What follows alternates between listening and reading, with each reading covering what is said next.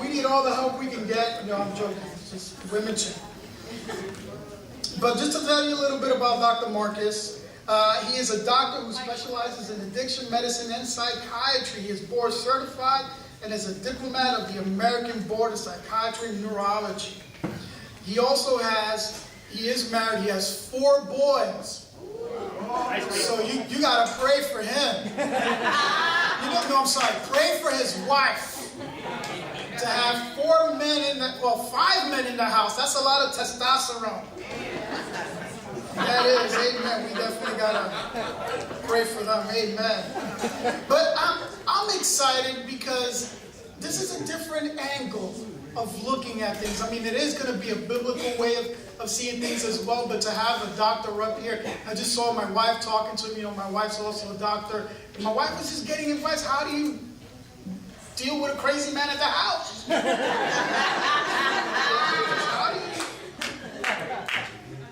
But amen. But Dr. Marcus, if you could please come up, and we are excited.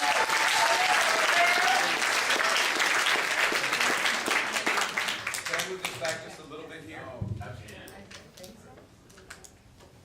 Just want to make sure is this on? Hello? You guys can all hear me? Awesome. So excited to be here. What's great too in our brotherhood of churches is just bumping into people that we know.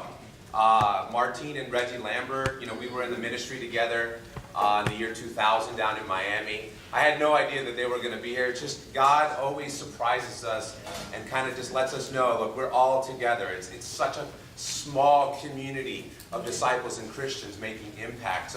So excited to be here with you. Excited that Raul reached out to talk about this topic.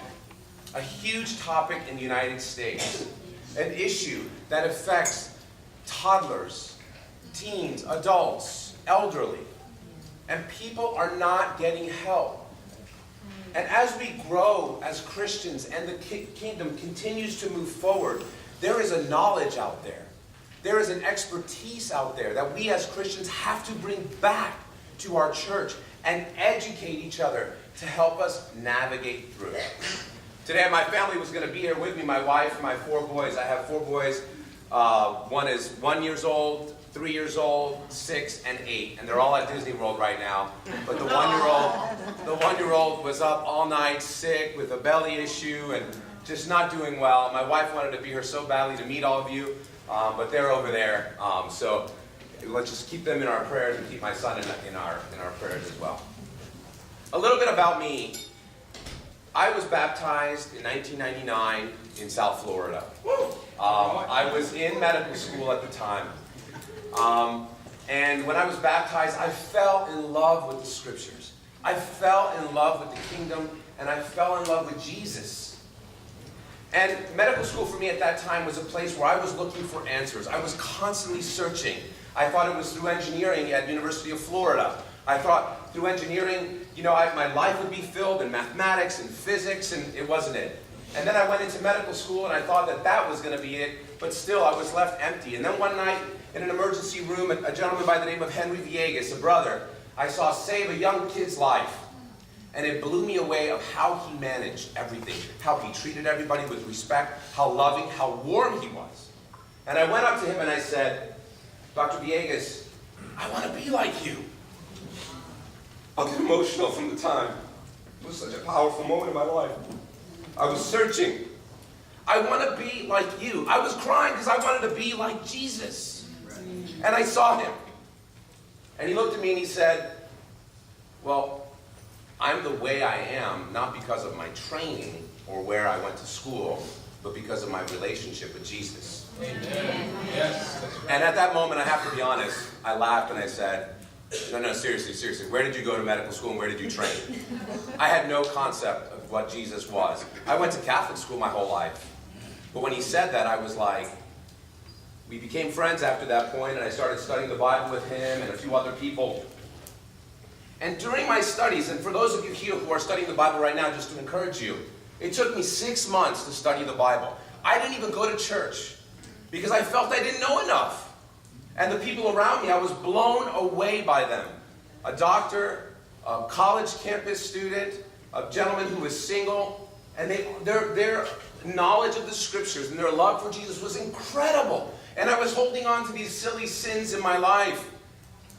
And one day, as I'm studying the Bible, Henry looks at me and says, you know, you remind me of a guy I studied the Bible with 3 years ago, and he's Brazilian, I'm Brazilian, and he's a Brazilian guy, and he decided to stop studying the Bible. And I said, well, what's his name? Because I know a lot of Brazilian people in Miami. And he said, well, his name is Marcelo. I stopped him, I went into my bedroom, I grabbed a photo of my brother and I. And I said, is that the guy? And he said, that's Marcelo, it's my brother. He told nobody about the studies. He told nobody he was studying the Bible. And at that moment, I realized the sovereignty of God. It wasn't about these silly sins that I was holding on to and a relationship that I was involved in. It was about my purpose. Amen. And at that moment, I understood the kingdom, and it was no turning back. My brother studied, he got baptized. My mom studied, she got baptized. My dad, my brother-in-law, my sister, everybody. And even my brother's girlfriend at the time, who broke up, and she became a Christian as well. And God could work powerfully because of his sovereignty. So I just want to encourage anybody here who's studying the Bible, go after it. It's not about these silly things that Satan wants us to hold on to, but it's about his purpose for you. And I bring that up with you because I thought I was going to become an evangelist. I really thought I was going to lead a church somewhere. And when I was in the ministry at that time, I did eventually lead a church. But really, God had a purpose for me. He wanted me to go back to medical school because I left med school and went into the ministry. But then I went back to med school because I realized in working with individuals like yourself as a minister that there's a suffering in church. People need answers, and they need to parallel it with the scriptures. There is nothing new I learned in medical school or residency training for psychiatry. It's all in the Bible. But it needs to be communicated to you in a certain way so we can deeply understand. So just briefly, I am a medical doctor, an MD. I'm board certified with American Psychiatry and Neurology. I oversee 5 addiction treatment centers in the United States. So a lot of what I do is addiction. But I also treat psychiatry, depression, anxiety, bipolar disorders, schizophrenia, things like that. And I have 2 clinics in Jacksonville, one in Orange Park and one in the Jacksonville area. Just excited about a website I'm launching in January. Well, actually, October we're going to start it, but January is really where it's going to start moving. It's called Untangle Addiction. It's going to be videos and podcasts and webinars, and it's all going to be for you completely free. So I really want to encourage you to sign up for that. If you go to 66866 and type in the word untangle, you can automatically sign on, and I will start sending you information. Also, if you like the information today, if you go to healthymindmd.com, that's my professional website. That's my clinics and everything I do in Jacksonville. There's tons of videos up there, things I do with the news and the media in order to give you more information. I'm publishing my first book, October 2nd, it'll be coming out. Untangling Addiction. It's a guide to recovery through Jesus-style discipleship. Discipleship, the word discipling, discipleship, in our Brotherhood of Churches, it depends on where you go, and sometimes it looks at negatively. But really, everyone knew who Jesus' disciples were by the way they loved each other. And that's what we need to teach guys, in our Brotherhood of Churches. You can download this for free from discipleship.org in October.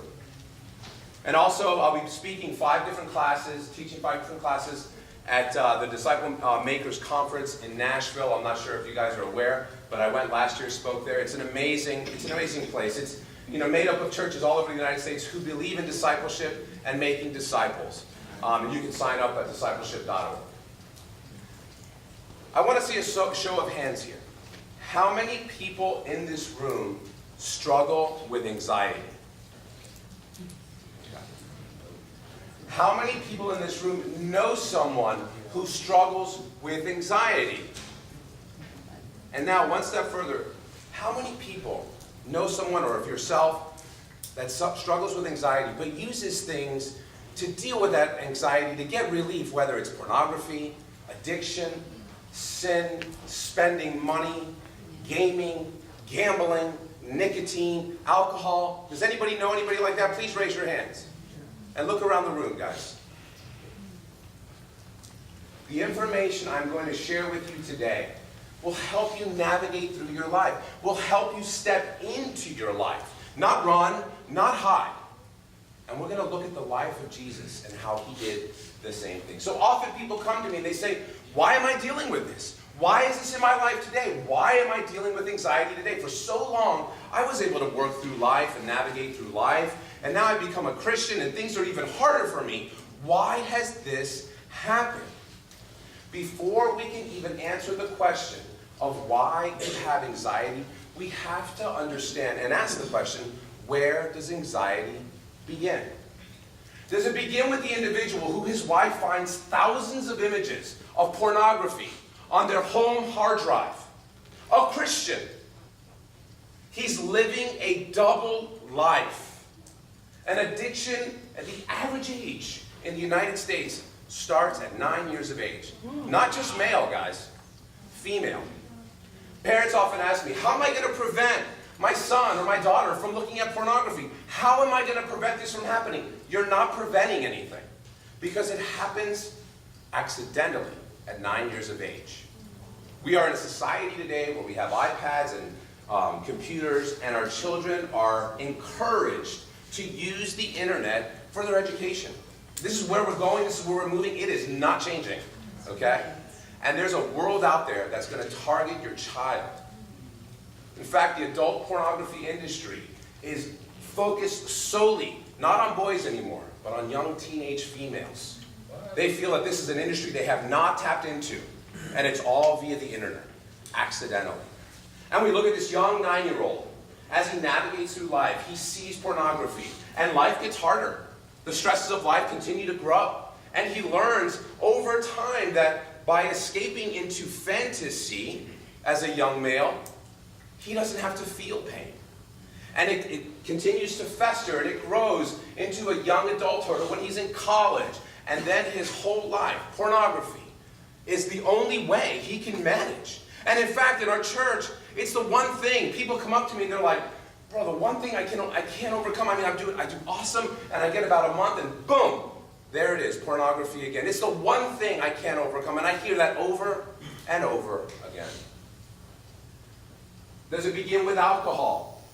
The individual who comes home after a long day of work and is stressed out, and they have a glass of wine, and they feel like this is the one thing that when I get home from stress and the anxieties of work and everything I've got to deal with, or the mom that's taking care of all the kids, and she's just stressed out, and she has just one glass of wine, and hey, doctors say one glass of wine a day is okay, right? So they start to feel like this can suppress all of these feelings. And in fact, alcohol suppresses an area of the brain that allows us to be emotionally aware. We literally have a specific area in the brain that we're going to talk about that actually registers feelings and emotions that you can put words to and label them. And alcohol just turns it off so you don't have to feel. And then that person realizes that glass of wine is the one thing that they need when they get home, and then we develop tolerance, and you need 2 glasses, 3 glasses, and then this individual gets a DUI, and now they're facing incarceration because of multiple DUIs. And this is a patient of mine. This is a true story. The opioid epidemic. The young teen who goes to his dentist, and dentists are the #1 providers of opioids. Percocet, Lortab, morphine, all of that, opioids. It's not just IV heroin, guys. The young teen, he goes to his dentist and he gets his wisdom teeth taken out. Maybe he needs 1 or 2 tablets. And the dentist gives him a 30-day supply. And he takes that one pill, and this young teen who's struggling with social anxiety, struggling to fit in, and he takes 1 tablet, and he feels normal. Now he feels like he can, navigate through the halls of his school, deal with issues on social media.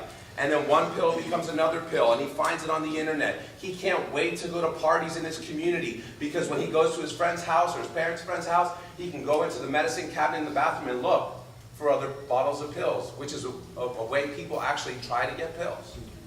And he starts getting these pills, and it becomes a part of his life. And then when he goes out to high school parties, they're taking pills.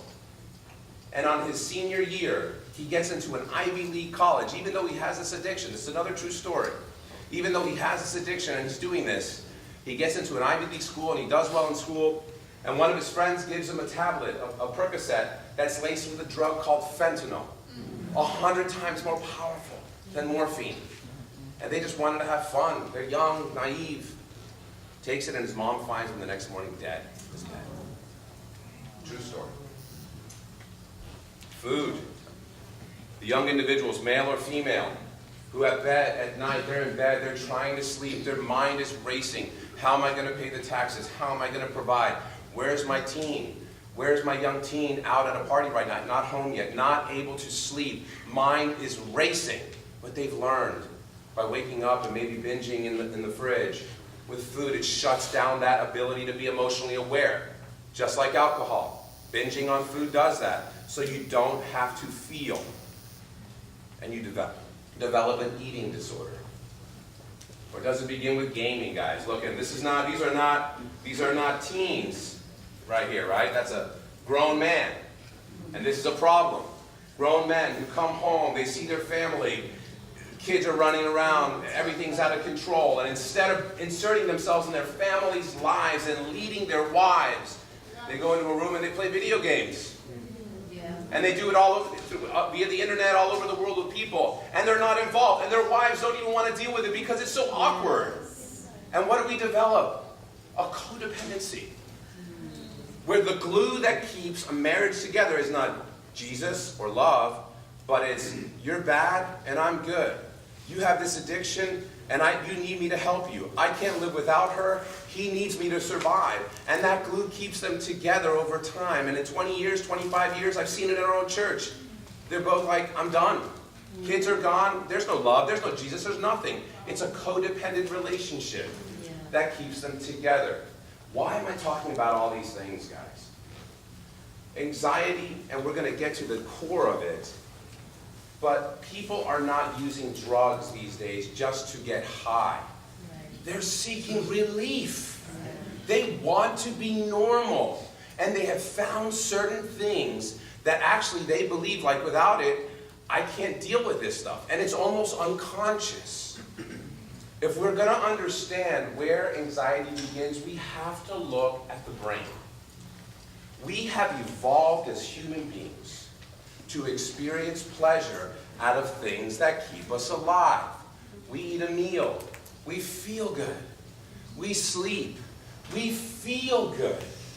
And why do we feel good? Because of a chemical called dopamine. And the media has talked about dopamine, and dopamine is this chemical about reward, and it makes you feel good. And it's the chemical associated with addiction. It's the chemical that we seek as human beings to find relief, to suppress having to feel. But the one thing that people aren't talking about is that when dopamine is released, it lays down new nerves in the brain. New nerves that are specific for that food you ate, for the music that was playing while you ate that meal, for the emotions that were associated when you ate that meal. Honey, let's go to that restaurant. I love that restaurant. I love the music. I love the ambiance. We're constantly trying to recreate feeling good. So it's not laying down new nerves just for the food or what you put in your mouth, but everything associated with it. And that's called neuroplasticity. Plasticity. We joke in neuroscience, the brain is plastic. It's constantly changing shape. And we believe that this only happened from ages 1 to 3 at one point, but actually it happens through your entire life. It's constantly changing, specific for the things that you take in, you watch, and how you behave. New neurons. But here's the problem. When you take in drugs, alcohol, pornography, all of those things, gaming, and it releases more dopamine than the basic essential things like food and sleep, and we're talking thousands more times dopamine, it's going to lay down new neural networks for those things that you've laid down. Imagine a young boy watching porn from 9 years of age all the way until adulthood. All the new neurons associated with living a double life, associated with the line, associated with 1 foot in reality and 1 foot in fantasy and trying to manage that. How do you manage 1 foot in fantasy, the double life? How do you manage 1 foot in reality? You lie. A lot. Right? And you lie to yourself. We call that denial. Right? Have you ever been in front of somebody who's struggling with porn and you're trying to help them see and it's like, wake up! You're going to be judged. You're going to face Jesus. And they're still like, because they're like this. until they're completely in here and they're done and they're begging you for help. When we look at the amount of dopamine, when we look at morphine, right? That's an opioid. We look at cocaine. We look at nicotine. We look at alcohol. How much more does that produce than the actual levels of food and sleep? Basic essentials. But look at pornography, okay? All those other numbers, all those other spikes around there are drugs and different things. But look at the thing about porn is that when somebody falls into porn and they release dopamine, okay, look at how long that dopamine level stays in their body. 5 hours. Let me give you an example now. The man whose wife leaves the house, honey, I'm out of here, I'm going to go do some shopping. No problem, honey. She leaves. He goes into the computer, changes the password, starts watching porn. He thinks he's got a long time until she comes back. She comes back in 45 minutes, and he's already fallen into sin. And he's got this dopamine surge. And then the dopamine surge stays up all those hours while she's there in the house with him. And he's got to lie and manipulate. He's feeling all this euphoria. He's feeling everything. Guilt, shame, laying down in those neural networks. Okay? And so when the brain is going to lay down new neurons for survival, like food and sleep, in that area. And so this becomes a part of the gentleman's life, in work, in relationships. Lying. Why do we say, when somebody who struggles with addiction, we say, when do you know they're lying? Has anybody heard that? The moment they move their lips. Because it's a part of them. So that's the issue with this, is that dopamine will stay around forever, and it lays new nerves that are responsible for your survival, like food and sleep, and the brain becomes hijacked to believe it needs these things to survive. God intended for you to have reward out of things like food, sleep, and sex, guys. If somebody didn't have sex, none of us would be in here right now, right? That's right. So he understood how we needed this feeling of reward just to survive, just to make disciples, just to have his purpose done. But then there's this dark force that comes in and jades and warps something so beautifully and incredibly made to believe that you needed to survive as well. And so this is neuroplasticity from left to right. If you look at the nerves on the left here, I can't get on there, but on the left to right, if you look at that, those are nerves in the brain in an area called the brain reward pathway. And as you repeat behavior or repeat drugs, and you continue to do it, it moves from left to right. And you look on the right, all that webbing, that's all the lying, all the hiding, all the double life, all in an area that started out just like that on the left, but now is all the way to the right. That's neuroplasticity. So anxiety. It is the most common mental illness in the United States. 40 million Americans struggle with anxiety. That's 20% of the world's population. And when we look at mental illness, when we look at anxiety, we look at 3 different areas. We look at the bio, the psycho, and the social. Okay? Biologically, guys, what does your DNA say? Are you more prone, because of your DNA, to struggle with addiction? Did your mom struggle with addiction? Your father? Alcohol? Did somebody have a pornography addiction there? Biologically also, did you develop an injury somewhere and somebody gave you pain pills? Okay? Biologically, who is struggling with mental illness in your family? Did somebody have bipolar disorder in your family? It doesn't mean you're going to get bipolar disorder as a child, but you may develop anxiety or depression. Biologically, where do you stand? So when we look at people, we look at the biology of them. Psychologically, and probably the most important, what was your development like? Were you brought up in the foster care system? Did you have a mother? Did you have a father? Was there spirituality in your home? What was the discipline like? Was there physical abuse? Was there sexual abuse? Was there emotional abuse? What was the mirroring like with mom and dad? Did your parents have an addiction where they were like struggling with fantasy and reality and they were never really present? And maybe dad was mean or mom was mean? And when as a little child, you're sitting there looking at your mom and you're smiling, and they're supposed to smile back at you like, oh, what's so funny, honey? But you smile and your dad's like, what are you laughing at? Was your development like that? And now, as you grow through all that trauma in your teens, in college, and you're struggling with all the hurt, we've been designed as little children to idealize our parents.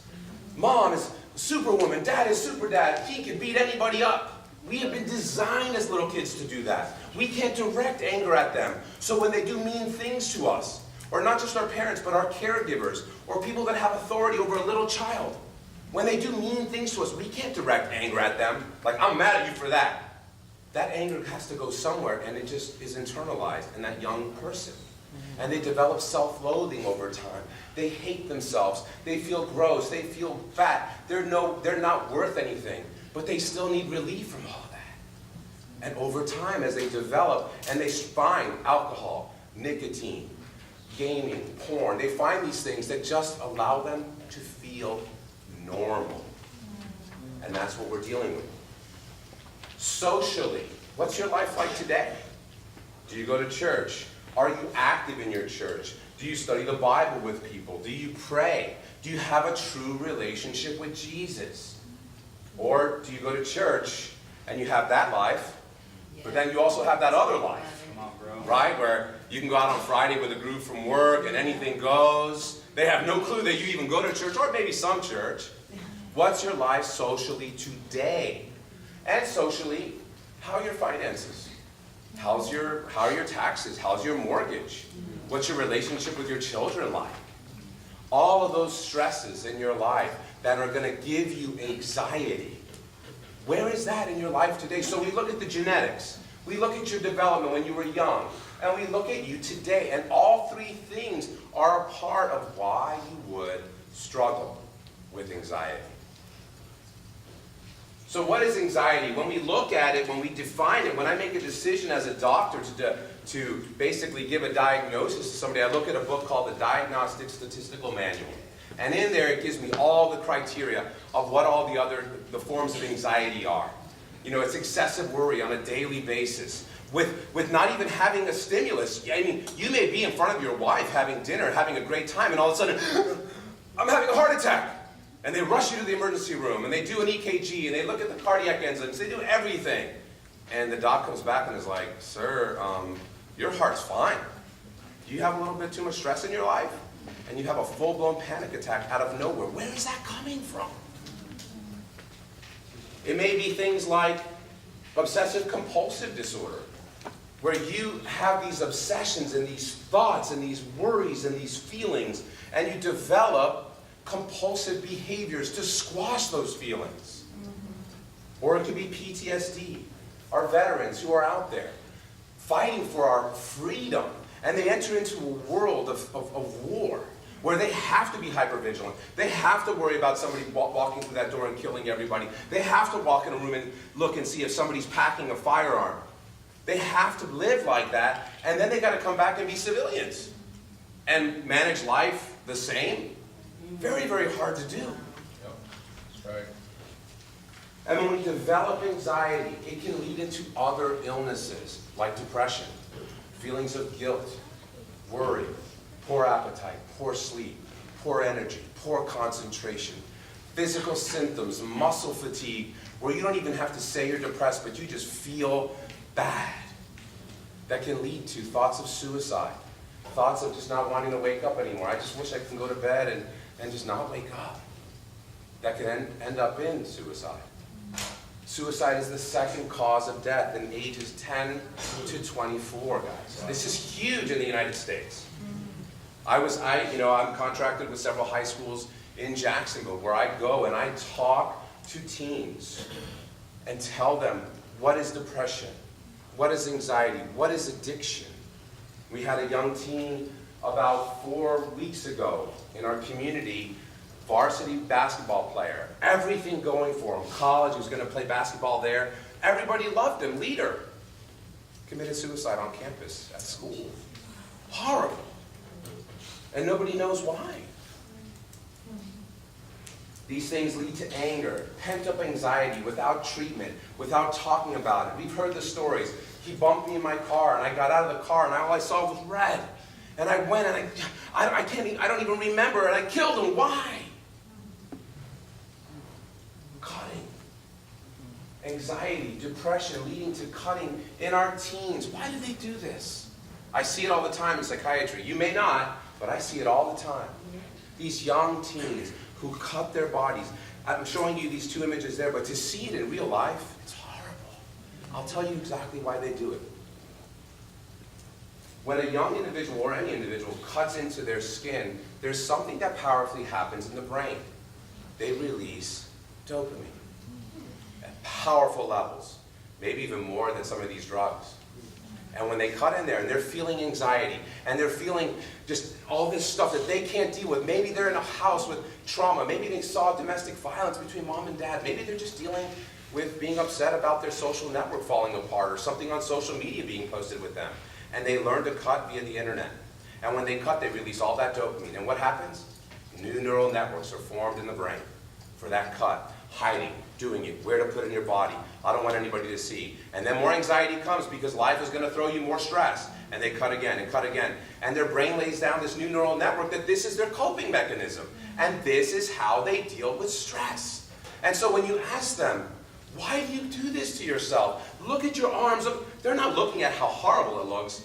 They're just like, they'll either say, I don't know, or they'll say, it's the only thing that helps me. In high school, 50% of teens will never, ever be spoken to about mental health, anxiety, depression, or addiction. A third of teens will graduate from high school and go to college, and they'll have a real, true diagnosis of depression, and a quarter of them will actually contemplate suicide. High school and colleges, campuses, it's a huge epidemic now, where teens, in high schools, if their parents are not involved in their lives, kids are going out, drinking, partying, developing all these coping skills, and they're dealing with all the stresses of their lives today, and this is what they learn. It is a growing epidemic, 227%. There's an increase in 227% in colleges on addictive substances, and they say that it's all because of just trying to self-medicate. So how do we help these teens? How do we help adults? How do we help the elderly struggle with anxiety and depression? And if we're going to do this, we have to go back to our primitive ancestors. We have to understand that we come from a place where we evolved as people. We were don't get killed machines.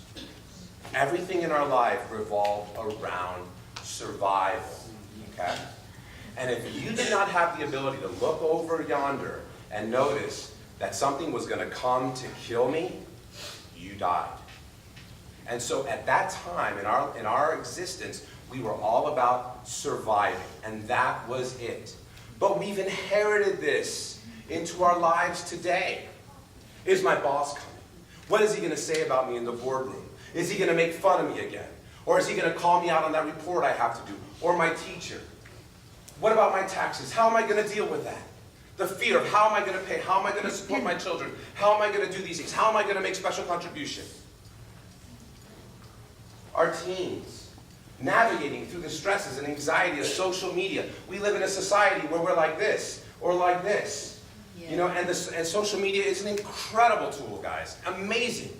But left in the hands of a young child who doesn't even have a fully developed frontal lobe of their brain, the area of the brain responsible for them to look at rationally and navigate through lives. Okay? And they just see, they can start off their morning where everything is awesome. And then by midday, somebody posts something on social media about them, or something, a photo or something, and their life tanks and can lead to impulsively ending their lives. So we lived in a time where large animals with even larger teeth were everywhere. Is that a bear behind there? Is that a wolf behind those bushes? Who's in the distance to come to our cave? Are they coming to kill us, take everything we have? Or are they coming to join forces with us? We were always on the lookout. We've evolved in our DNA to have this system in place that keeps us on edge. If you're a soldier and you go over to Iraq, Afghanistan, and those places, an amazing system for survival. Because it's a don't get killed machine. You've got to be looking, you've got to be thinking. But as a civilian, navigating through our lives here, as a Christian, Why does this happen to us? This is probably the most important slide I'm going to show you today. We have a series of senses, okay? We can smell, we can see, we can hear, we can taste. And all these senses come into our body, and they go to one area. And that area is the area right above that little pink dot there, called the thalamus. When information goes to that spot, the thalamus has to make a decision. It has to say, is this information coming in right now a threat? Can I die right now? What's going on? Is this post on the internet real? Is this, do I have to run? Do I have to take action for survival? And it has to make that decision. And it has 0.03 of a second to make that decision. Faster than this. Okay? If it decides, no, this is not a threat, it sends the information to the front of your brain called the frontal lobe. It moves it all the way here. And in the frontal lobe, that's responsible for rational thinking, for right, for wrong. I want to come to church today. I want to learn about Jesus. I don't want to live this life of sin anymore. Can I count the cost to become a Christian? Rational thinking, okay? But if it says, no, this is a threat, okay? It's going to send the information to that little pink dot right there, okay? And that's called the amygdala. What is the amygdala? The amygdala is that survival area, okay? When that amygdala fires, it sets off a cascade of events. Your lungs hyperventilate so you can breathe quickly. Your eyes dilate so you can see all around you. Your muscles get saturated with adrenaline so you can quickly move. We've all heard the stories about the person walking across the street and she's like, it was like somebody pulled me out, a bus came. I thought somebody pulled me out of the way and I looked and there was nobody there. It fires, it gets everything going for survival, okay? And you don't even have to see that bus coming. Why? Because there are senses like sound, okay, and feel and touch that don't even go to the thalamus. They go to the amygdala immediately and fire. They don't allow you to rationally think. That's called amygdala hijacking. You just can't. That's why the guy that gets out of his car and he just sees red and kills another individual, he can't even rationally think. Okay? But here's the thing, and this is going to tie in a little bit about the development we talked about. How does the amygdala, how does it decide with the thalamus that this is a threat? How does it say, how does it know, there's something coming, jump out of the way? The amygdala is going to reference an area in the brain called the hippocampus. I know this is a lot of words, but if you Google this stuff, it's all over there. The amygdala is going to reference an area called the hippocampus. What's the hippocampus? It's your hard drive. It's all your memories, your whole life. Think about an image that you could bring back from first grade, kindergarten, second grade. Images, all in your hippocampus, all stored in there. All the great memories, but all the horrible memories. Trauma, abuse, sexual abuse, abandonment, fears. All of it is in there. So when something comes in, whether it's sight, sound, touch, and it hits the amygdala is like, hey, hippocampus, is this a threat? And it's going through your whole life. It is a threat. The amygdala fires, boom. And if it's wrong, it doesn't matter. You're going to fire, okay? And all of these structures in the brain evolved from our primitive ancestors. And this has been studied and studied. And God allowed it for us to survive, okay? So let me give you some examples. Primitive ancestor walks out of a cave. He's sitting there. He's hungry. He's waking up. And as he's walking out of the cave, he's looking for breakfast. He's hungry. But around the cave is a saber-toothed tiger looking for his breakfast as well. Okay? Come out, walk out, just like the bus. Boom, back in. You didn't even have to look to survive. And those people that had that amygdala, that hippocampus, all those structures evolved over time to our modern day society, us here today. But you and everybody in this room, we all have those structures too. So when we see things in our lives that are perceived threats based on our past, young kids, based on our development, based on abandonment, based on issues, based on things that may have happened in the church when we were younger, and that amygdala fires, there we go. We spiral out of control. and anxiety kicks in. Our heart rate goes up. Our blood pressure goes up. All of that gives us that sense of, I'm having a heart attack, or I can't talk to you right now. Or, in our modern day society, and we've all been there, guys, let's be real. It's a Saturday night. Turn on Facebook. You're flipping through pictures, and there's a party going on at church, or somebody in church, a member of church, and you weren't invited. And you see everybody at the party, and you're like, why wasn't I invited? And your feelings get hurt, your hippocampus is registering maybe some abandonment from the past, your amygdala's firing, and there you start to feel depressed, down, and anxious. And you may take action, because you're not rationally thinking. Remember, when the amygdala takes over, it bypasses rational thought. Right? It's like, think rationally here, bro. Think. Go to God. Your amygdala takes over. Why? Because it's thinking about survival. Okay? And when it bypasses the frontal lobe, it bypasses it for a quarter of a second. And that quarter of a second can be 2 seconds and 3 seconds. The longer you're sitting there looking and getting upset and getting mad, honey, they didn't even invite us. We baptized them. We're not even there. This is real. This happens. Okay? It causes dysfunction in the church. It causes difficulties in our relationships. It causes a decrease in vulnerability and transparency. So fight or flight, right? The amygdala. Great for the caveman, great for our primitive ancestors, but in a normal society, it serves its purposes, but not to navigate through day to day. Our primitive ancestors, it was important to remember when you fought the wolf or the bear and you beat them up. It was important to remember, how did I survive? How did I get them down? How did I survive that? It was important to go back in time and think about those things. But in our modern society, we tend to dwell and dwell and dwell on our past. We tend to look back in our past, even if there were lessons learned, even if we've overcome those things, we'll still go back and think about that. And it causes more anxiety and more depression. It was important in our primitive society to compare ourselves to our community. We had to compare ourselves and ask the questions, am I fitting in here? Am I bringing food to this society? Am I bringing supplies to this village? Do they look at me as valuable? We always had to continue to compare ourselves with each other. Why?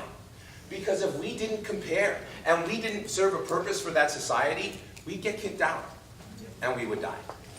Okay, without a doubt, you would be left alone. And we've inherited that in our modern society today.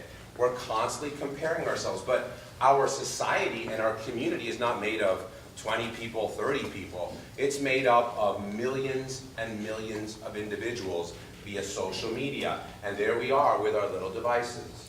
And we're looking through. And don't get me wrong, I love social media. It is an incredible tool, used correctly. And we're sitting there and we're scrolling and we're comparing ourselves to everybody out there and all the images. And a young female teen is looking at somebody who posts something about their body or whatever, and she's comparing herself. And she's comparing images that were a selfie, that are illusions, that are fantasy. They're not reality. And she'll never ever compare to that. And it leaves them with a sense of emptiness and never being able to do it. It was important in a primitive world to bring food, to get as many weapons as you can, to have housing, and all these things. Why? Because we made more babies. And I get babies. I got 4 babies at home. I get it. But all those children allowed us to survive and evolve. But in our modern society, what do? We accumulate things. Nothing is never good enough. More wealth, more items, more things. And it leaves us feeling empty. And in the hustle bustle of our societies, checklist this, checklist that, there's never enough time. Looking through this appointment, looking through that appointment. We're overwhelmed and we can't deal with it. It fires onto our amygdala. It gives us that response. It gives us this anxiety that keeps us up at night. So how do we overcome this? How do we navigate through? How does a young teen navigate through? How does a dad or a mom navigate through? By looking at the life of Jesus. Amen. In Matthew 26:36, we see our God in the hardest moment of his life 26:36. My soul is overwhelmed with sorrow to the point of death. Guys, he's not being dramatic here. Right. These are his words. This is the creator of our world, God, being vulnerable to the point where he's like, I'm feeling sorrow to the point of death, overwhelmed. And what does he want? Relief. He goes to his Father. If it is possible, notice, he's not saying if it is not possible, which is where we end up in the scripture, but if it is possible, take this from me. Our God wanting relief. It wasn't like he knew what he had to face, let me go. There was a moment where he was like, couldn't see it. Have you been there? If God has been there, guys, you've definitely been there. Okay? Our God, that vulnerable, dealing with something that almost from a physical standpoint, feeling like that. If you struggle with mental illness, depression, anxiety, you know what it feels like. It's like a trap door. You can't get out. That moment in time where he was toiling with feelings and emotions as if they were fused to his body, where you couldn't even see the dividing line, like two pieces of steel fused over heat, where you can't even see a line. And that's what happens to us when we have anxiety and depression. It's like it's a part of us. We're fused to it. We're walking around. And that feeling dictates our next decision and how we're going to behave. Are we going to seek relief by doing something we've learned through our development? Are we going to go to porn, guys? Are we going to drink that extra glass of wine? Are we going to get that cigarette? Are we going to just go to the video game so we can escape? When we want relief and we're fused and we can't even think clearly, it's called fusion. The degree of fusion dictates the degree of suffering. This is a photo one of my teens in my private practice brought to me. This is not her, but she found it on the internet. And she's like, do you know what it's like to be raised in a house where your mother told you were disgusting, fat, and gross? That you're not as good as her and not as good as your sister? This is what I was brought up in. And she brought this picture to me because literally, physically, when she looks at herself, she developed a body dysmorphia where this is what she sees. Gross. It's difficult to turn from these beliefs. This is how powerful it is. It can be on the surface of anxiety, but it can also be deeply rooted. Body image. This is where these things come from development, from your childhood. There's a form of therapy out there called acceptance and commitment therapy. And when we look at this, we say, the majority of life is suffering, guys. The majority of life is hard times. Don't get me wrong, there are incredible memories in there, beautiful memories. But the majority of life, when we walk out today, we're going to have to step into our finances, our lives, our kids, everything. And it's hard to navigate through. And there was a part of us that used to say, well, as we get older, we're more resilient, we're able to deal with it. And that's not true. As we get older, we see life for really what it is. We see the people we love die. Our children may die of a horrible illness. And we have to deal with that. Life is hard. If you're in therapy or anything like that and somebody's telling you, no, life is not, life is awesome. You take this pill and that pill and everything, you're going to feel good. And that's what I do for a living. That's not the reality of life, guys. No medicine, no nothing. The medicines that are out there that make you not have to feel are the ones I talked about. Alcohol, opioids, cocaine, all that stuff. But that's not navigating through your life, and that's not stepping into your life. We teach people that the majority of life is suffering. And as life continues to grow, it becomes harder and harder. Are you going to be fused by that and just fall into whatever you feel and be tossed around like the wind? Or are you going to learn to navigate through your life and step into your life? We teach people that you have to accept your past. And I'm not saying this lightly, guys. There may be people in here who had significant abuse as children. And I'm not saying it lightly, but we have to come to a place that we look at our past and we're not there anymore. And accept the fact that it is there. And it is sad and it is horrible. Maybe that your parents, the people that were there, that were supposed to take care of you, they did horrible things. It's horrible. But it happened. And it's in your past. We've got to accept it. We've got to accept an unknown future. We don't know what's going to happen tomorrow. When we're sitting in our bed and our mind is spinning and racing and the fear of the future and what's to come, we've got to accept that it is unknown. Yeah. We've got to allow ourselves to feel difficult emotions and feelings. When I was training in Syracuse, I had this gentleman that came in that I was doing acceptance and commitment therapy with. And he just hated the feeling of feeling dirty. So I had him come in my office, and I got this big garbage can. I filled it with dirt and some worms and cigarette butts and like some gooey stuff that I put in there. And it was disgusting. And he walked in the room and he was like, barely able to walk in the room. So we sit down and I'm like, stick your hand in there. And he's like, no way. I'm like, you can do it. Just stick your hand in there.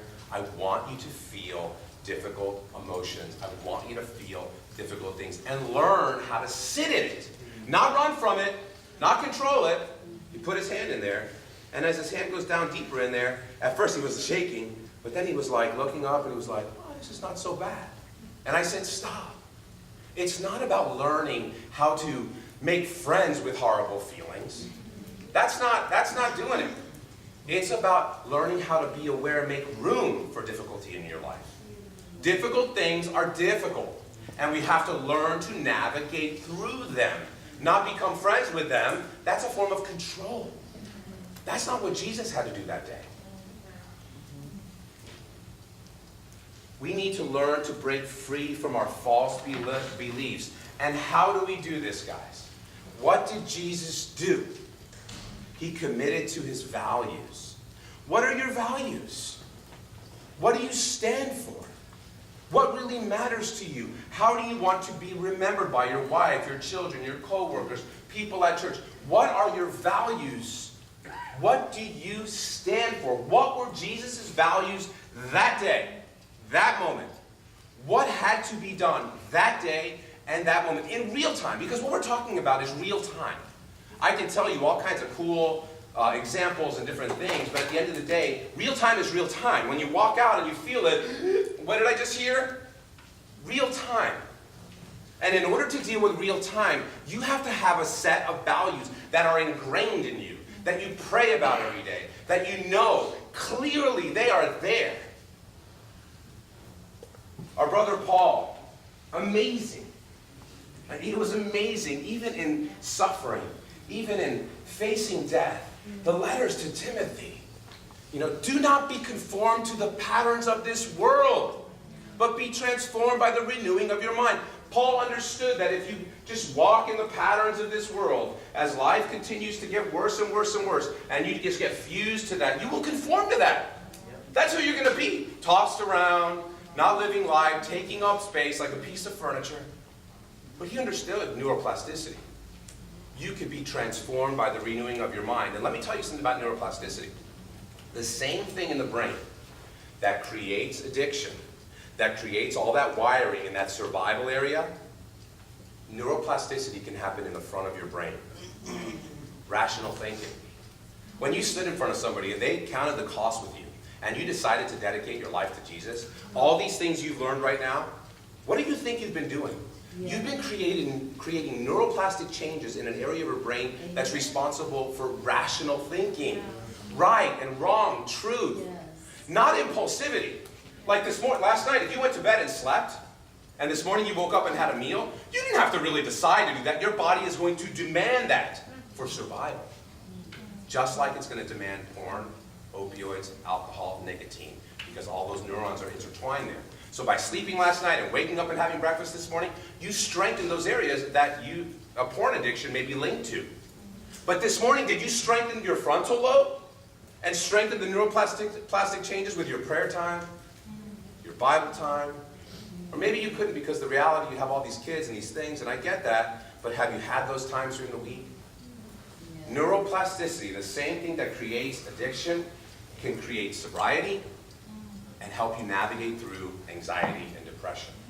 And Paul knew that. Do not conform to the patterns of this world, but be transformed by the renewing of your mind. There was a transformation that took place, guys. When I was sitting in front of those brothers and I became a Christian, and I realized my brother studied the Bible 3 years before, and I was holding on to all that stuff, I was like, oh my gosh, What is waiting for me? I want to be baptized. I want to move forward. Rational thinking. So values are truths. They guide you in real time. They motivate you in real time. They inspire behavioral change. How do they guide you in real time? This is how I do it, guys. Simple exercise. One of the struggles I have is anger. When I drive home and I pull into the garage and I see in the distance my wife in there and the 4 kids just running everywhere and it's craziness, I feel a sense of anger. It's already creeping up. It's my amygdala firing, okay, from things I saw in my childhood. It's firing and I'm feeling that. And the feelings I'm feeling are like, why can't she have the house together? I work all day. Why can't she do these things? She's here all day with the kids. Why can't she get it together? And I'm feeling those feelings. And what I do is this. Father, I notice I'm having a feeling of anger.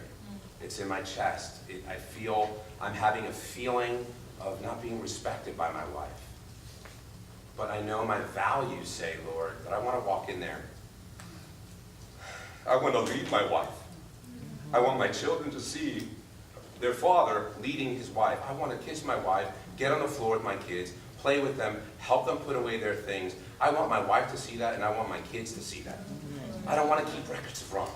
I don't want to be easily angered. These are my values. These are my feelings. I'm feeling sorrow to the point of death. So in real time, to go from here to here, by doing that technique, it guides you, it motivates you. When? In real time. So where do you find them? In the scriptures, guys. They're all over the Bible. They're everywhere. Values with your children. That's Rafa, my oldest son. He's probably 1.5 there. And this is our lives. We got Gator stuff on. I am a Gator. And this is our lives. He knows my values. He knows a grown man's values. And he's 8. A dialogue that's been created since he was 1. So it's not new. He knows the words. He knows these things. We talk about this stuff. Values in your relationships. Are there the sisters and brothers in this church? Do you have relationships with other people that know your values? That know you? That the DNA of that relationship is based on Jesus-style discipleship. Everybody knew who Jesus' disciples were, how they loved each other. Do you have the transparency, the vulnerability? Do you have that in your relationships? Where when you're struggling and you call somebody that you've allowed in your life and you're here dealing with feeling and you want to go here and you are like blurred, that brother can guide you because he knows you. That's discipleship, guys. Yeah. So how do we do this? What is this to this? That's called mindfulness. In 2 Corinthians 10:5, take captive every thought and make it obedient to Christ. Some translations say, take captive every thought and crucify it. So what is mindfulness? It's not this dog. It's not this dog in a meditative stance, guys. And there's tons of books out there on mindfulness, but for us, mindfulness is prayer. It's Jesus. Okay? It's an awareness process. It's not a thinking process. Make room for these feelings. Don't run from these feelings. Make room for the feelings. Don't be fused from the feelings. I notice I'm having a feeling of anger, God. What am I doing? I am defusing. I'm defusing. I'm not staying fused. I notice I'm having a feeling of anger. I notice it's in my chest. I notice I'm looking at it. I can draw a circle around it. It's hot. It's cold. I can pick it up. I can spin it. I know that feeling. But my values say it's being present in the moment. Not worrying about the past. Not worrying about an unknown future. That's mindfulness. It's not your mind full like the adult on the left. It's like the dog on the right. It's mindful. In the moment. So what are we trying to accomplish as we get ready to close here? We are encouraging you to step into your life even when facing sorrow and suffering while focusing on your values, which come from a deep relationship with Jesus, guys. It's all about that relationship with Jesus. And that foundation is the reason why you have this love between you and your wife and the relationships you have in this church. That's the glue. It's because of that relationship, getting out of your comfort zone and stepping into real life. So let's remember Jesus. Okay, these slides are important. Fusion. My soul is overwhelmed with sorrow to the point of death. He was fused. He couldn't even see it. He wanted relief. He wanted to avoid. My Father, if it is possible, may this cup be taken from me. Acceptance. Mindfulness. My Father, if it is not possible. Do you see the difference? At one point, if it is possible. If it is not possible for this cup to be taken away, unless I drink it, may your will be done. And a commitment to his values. When Judas came at that moment, did he say, grab a sword, run, let's fight? No. What did he say? Rise, let us go, here comes my betrayer. He stepped into his life. Even though he had to focus on his values and the truth, he wasn't, I don't think he was feeling good, because he still knew what was to come. Horrible, torture, separation from his Father, for all of us here today.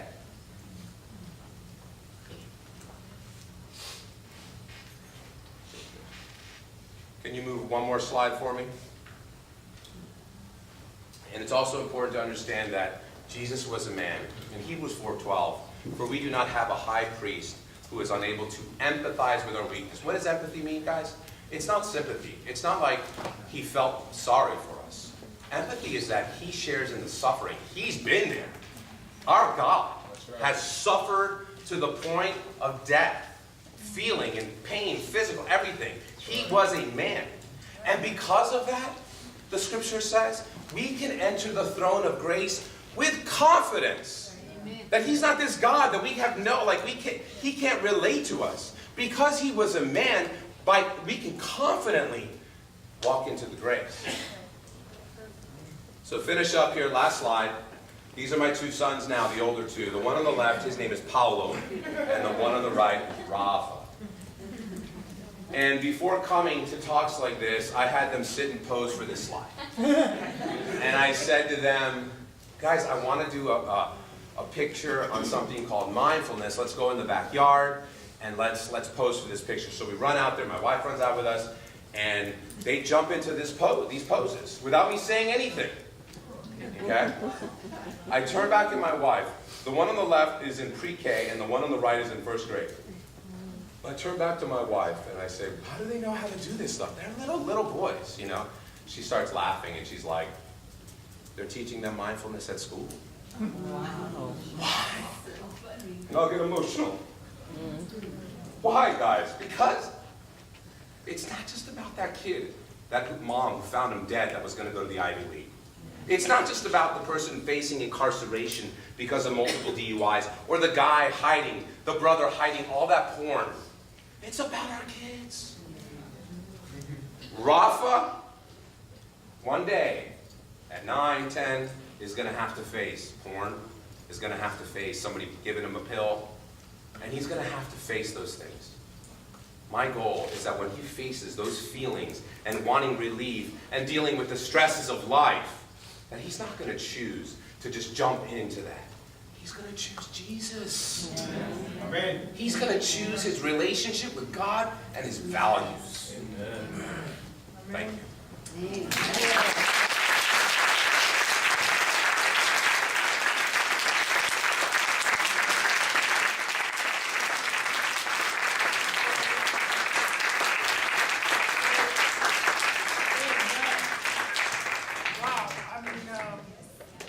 Worth the wait, right? Yes.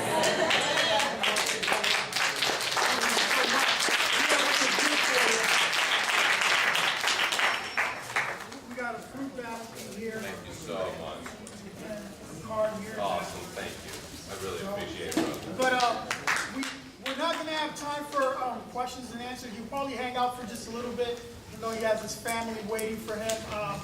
But I can take a few questions right now if you like, from the stage, and that everybody can hear. Just a no, few let's minutes. take 3 questions. Can I get the mic? Can we pass the mic?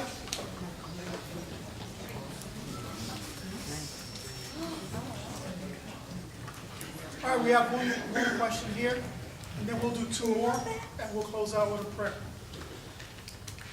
Okay, Doctor, first, thank you very much for coming. I believe our sacrifice early in the morning running to driving to this place, or in my family name and all the brothers, thank you very much. My pleasure. About 27 years ago, I got baptized in New York, and I'm running a lot to have 2 kids to come to church every single week, and my kids, they coming, my life is church. It's involving my kids and teaching all the kids to be close to God. They grow up. My first kid is 20 years old. My second one is 21. My first one, thanks God, his life is good. He after finishing school in Tampa, he got baptized. He's doing great for God. The second one is not yet. A couple of years ago, when he grew up in Orlando, he went to college. Like you say, when he got 18 years old, he stopped going to church with us.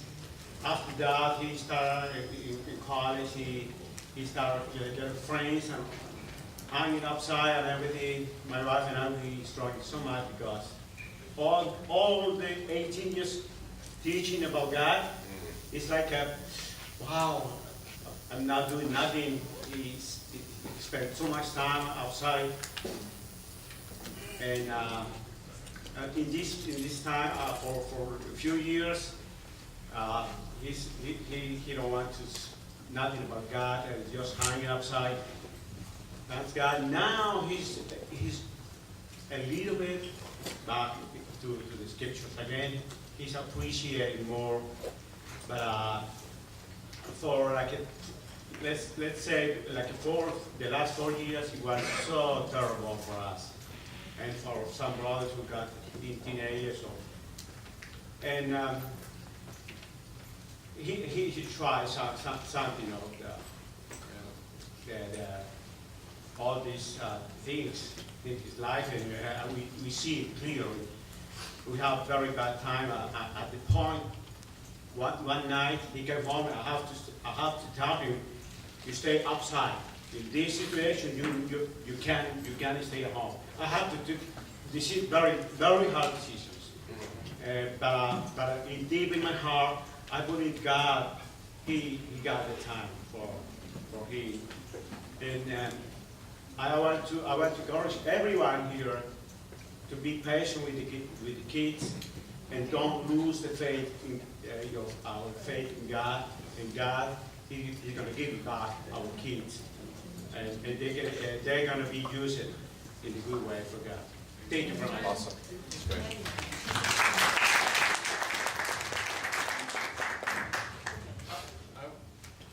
Let's try to make the questions very short because we're past our time, so we're just going to let one more after this, please. I just want to ask about training. So I understand you have this up in Jacksonville, you have the website, but if we wanted to get something going in Claremont for people to get help, what's our first steps for that? Can you talk a little bit about that? Sure. So I travel around the country doing that. Last week I was in Nashville at a church that's not a part of our brotherhood of churches called Parklands Church. And that's exactly what they wanted to do. They started with me a year ago. I went in there for a Saturday. We did workshops all day, and then training for the staff as well in the evening, and then something for the community on Sunday. I went back again a year later, building on that, seeing where things are, staying connected with that church through the year, and making sure the people that we put in place in leadership to do the different things that I'm teaching are able to do it, and also have a discipling relationship with me. So that's really how we do it. We go in on a Saturday, we train, We leave information that they may need. We build a foundation, and then we come back and we keep connected and we continue to do that. So I'm already doing that now. And you know, if you guys are interested in something like that, it'd be my pleasure. I live in Jacksonville, so it's not very, very far, and it's definitely doable. Thank you. Sure. Okay, we have one. Yes, sir. Hi. Okay. So I remember you discussing earlier that you use the DSM-5 for your kind of for the vast majority of what you guys use. Is there, since there's so much knowledge is constantly developing, is there going to be a DSM-6, and if so, how long would it take for one to be? Right, so that's a really great question. So the DSM-5, just so you understand, the DSM-5, the reason it was created, the roots of the DSM-5 were if a physician is communicating with another physician in California, say, and I say to him, this patient has major depressive disorder, recurrent severe, without psychotic features. That's a diagnosis, okay?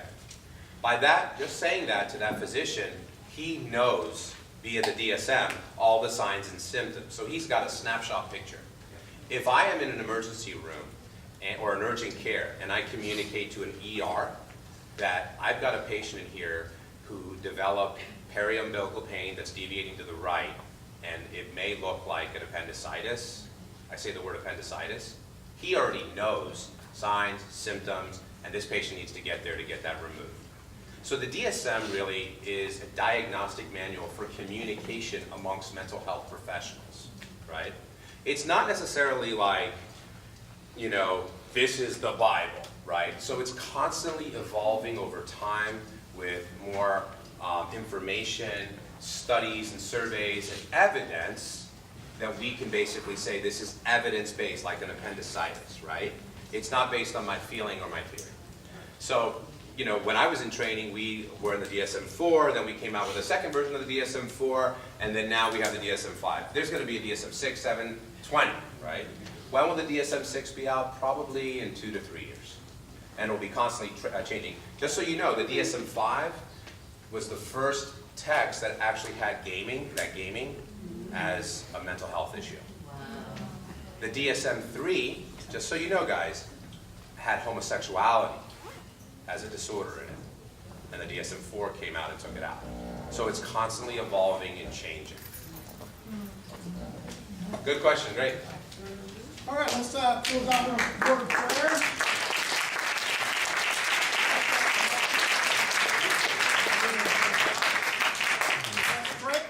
Father in heaven, we come before you, God, just really thanking you so much for the gifts that you give us in the kingdom, Father.